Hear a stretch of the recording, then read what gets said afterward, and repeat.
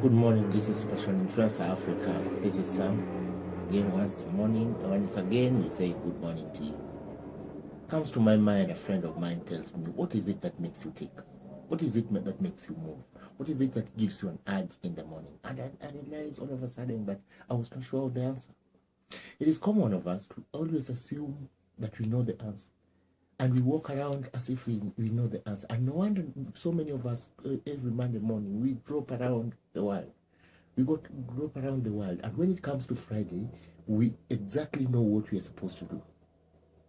Because on Friday evening, you know you are supposed to go and meet your friend at the pub. On Friday evening, you know you are going to catch up with your old schoolmates who you have agreed, let us go and visit so and so and have a word with him. On Friday evening, we know exactly what we're supposed to do. But on Monday morning, apparently we don't. Because we go to our places of work, waiting for what the boss will say. We go to our places of work, waiting out for that email, the email which will ask you, now we want you to produce a report about ABC and D. Because if you don't get that email, you don't know what you are going to do. But you're so convinced that you're going to be given instructions.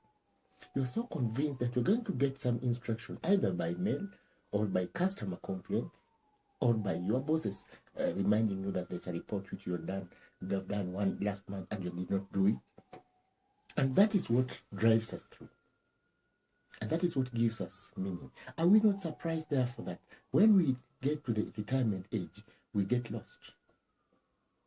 It's a very common thing for us. When you get to the retirement age, instead of having direction in life, you find a person who was very fruitful during his work days, the person who was very constructive during his employment period. When he gets to the age of retirement, he's just looking up left and right and wondering what else to do. Because he doesn't have that person who comes with instructions on what to do. So what can we do about it? We must learn to think. We must learn to think right now. We must set targets right now. We must flip our mind. We must take action each and every morning. We must take action. And the worst thing which normally keeps us in bondage is the tendency of inertia. What does the law of inertia say in summary? That your body has a tendency to remain the way it is unless compelled to do otherwise by some external forces. So we always have a tendency to remain the way we are. If we are in motion, we keep on in motion. If we are stagnated, we keep on stagnated. If we are in a state where we keep on getting instructions, then we are just so used to get instructions. This is what we need to address. The state of inertia, I think, is one of even the mottos under when you get to the theme of Passion Influencer, you will get something to do with inertia. Don't take it for granted. Read it deeply. Be driven by your passion, not by inertia. If your passion tells you to jump. Don't just keep on doing what you did yesterday because that is the way things are normally done. Don't just sit under a tree until you get an email asking you, where is the last month's report? Then you find a purpose for yourself. Don't lead yourself into a situation where you sit back there doing nothing until a third person tells you, a third party tells you, let us move. Then that is when you wake up. Don't do that. The quickest way to move forward, the quickest way to make the maximum use of your time on this planet Earth. And we agree that our stay here is limited. Whether it's 100 years, whether it's 120 years, what is 120 years? 20 of them actually are spent when you were young. 10 were spent when you were looking for a job. That was 30 years. At 35, you got only 5 years into employment. At 40, you're just catching up with the job. At 50, 15 years of experience. So what is 50 years? 50 years is the time of just getting your things together. But 50 years also can mean, if you're moving on a fast lane, 20 years could be completing your education. On the 30th year, you already have determined what you are doing, and you are doing it well. For a period of 10 years, you're doing something well. You are a president of a major corporation. At 40 years, you're supposed to be out of that circle and into life enriching activities. And what are these?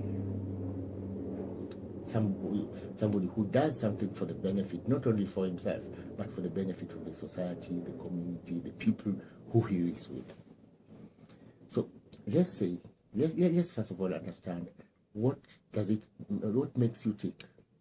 Spend your time on this audio today. Let us not just come here, listen, and then walk away. Come, listen, and walk away. Today we want to take some convictions. Take a paper and pen, please. And as you take a paper and pen, think for only 1 minute about what makes you tick. And what makes you tick is suddenly what, if you are not depending on your salary, if you're not depending on being paid, if you had all the money that you need, if you had all the money from other sources and it's just placed in front of you, and then you are told, now choose what you do at your free time, not choosing to get what you do to get money, but what you do that you feel value for, that you feel when you do it, you feel the day has been well spent. What would you choose? Is it mentoring people? Is it coaching people? Is it teaching people? Is it harnessing people's potential and seeing them how they grow? Is it giving them money and seeing how A uses money, B uses money, does A use money more profitably than B? Is it understanding people's belief system that does A have good belief systems than B? Is it willingness to train them? Is it transforming regions? Is it transforming the country? In which case you want to be the president, what should you do? What would you do which would give me maximum conviction? I want you to write that down. I want you to write that down. Never worry about the challenges, never worry about the barriers, what would stop you from being there.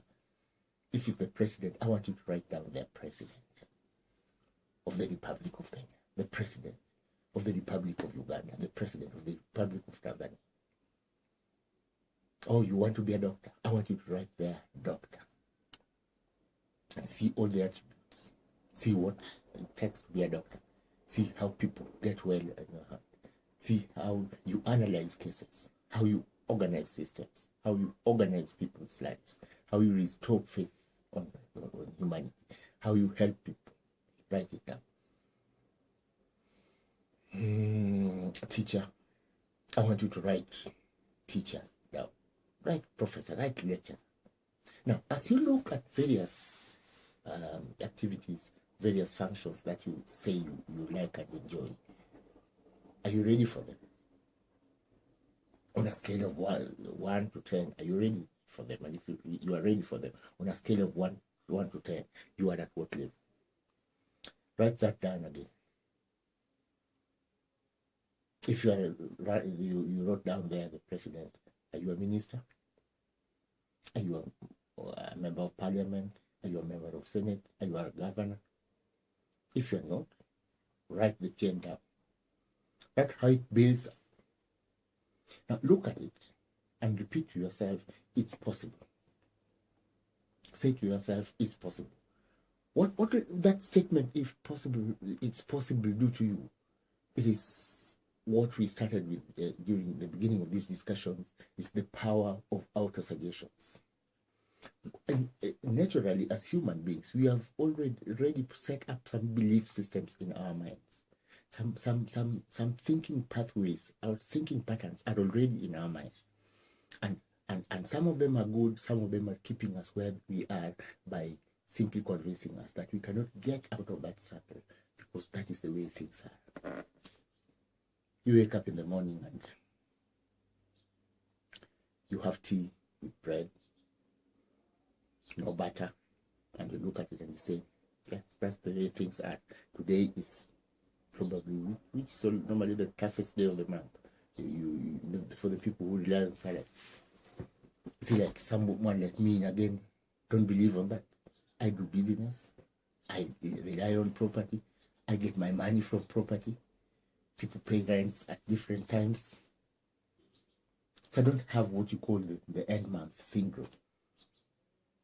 Previously, throughout my life, I used to have the end month syndrome, where you, as a banker, we knew the toughest period of the month is around 12th.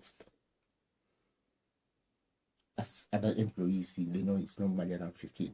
When the last pay is already exhausted, and the day to the next pay is so far away that you even fear going to a creditor to tell them, give me more money, because the end of the month is still so far away. So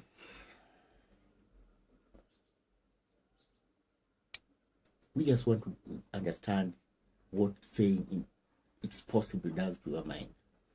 When you think of a new conviction, when you think of a new concept, when you think of a new career, when you think of a new way of taking things, and you tell yourself it's possible, you are really writing a new script. The first time you say it's possible, get the body language, get the gut feeling. The gut feeling is like, yeah, he's saying it's possible, but it's not possible. Because it will be looking at all those things that I was pointing out. If you want to be the president, have you been the Senate, have you been a member of parliament, you're a minister of anything, and you are a CS of anything. And constantly, that is what is going to persuade your thinking. That is what is going to inform your thinking. But when you say it's possible, you override that program. You say, you allow your subconscious mind now to think of alternatives to get you directly to the desired destination without having to pass through the processes that the conscious mind is telling you to pass through. Because really in life, not everybody passes through the long route. Not everybody passes through. You agree with me? If everybody was to pass through the long route, first of all, you would not be having leaders. Because every leader will be told, no, it will take you 3 years to be a junior leader, 5 years to be a medium class leader, and in medium class there are around 12 steps of them. So 5 and 12 of each will be